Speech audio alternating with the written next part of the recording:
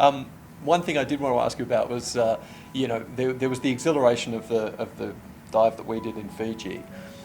Was it in any way comparable to the exhilaration of diving with the oceanic whitetips in Blue Water, White Death, which was one of the more sort of iconic movies that you did, and a movie that that sort of spurred on James Cameron's career?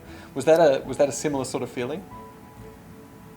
Yes, but diving in the open ocean with the oceanic whitetips feeding on a whale, that is the ultimate.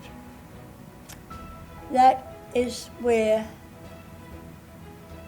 I stood on the deck of the whale catcher and looked around and I thought, I'm not coming back.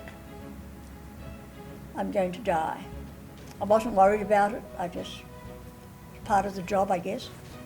And because we were going to get out of the cages, and the cages were tied to the whale. And oceanic whitetips have killed and eaten more people than all the other sharks in the world put together. They're the most dangerous of all sharks. But we felt that if we went out of the cage, and we'd noticed before they bit, they bumped. So when they bumped us, we bumped them back harder. And it worked. And eventually we made a place for ourselves in the pack. But the big thing was, to me, I'd gone back in time. I'd gone down a time tunnel.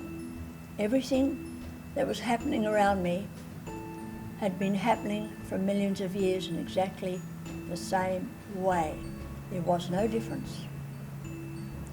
The sharks had always come to feed on a dead or dying large marine mammal.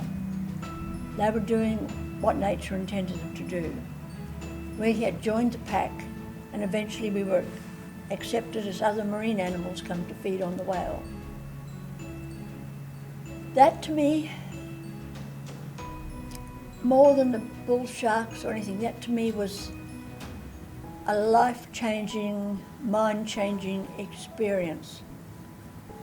You don't have to get a machine and go back in time that way. You can't do it. I just did it by jumping off the side of a whale catcher.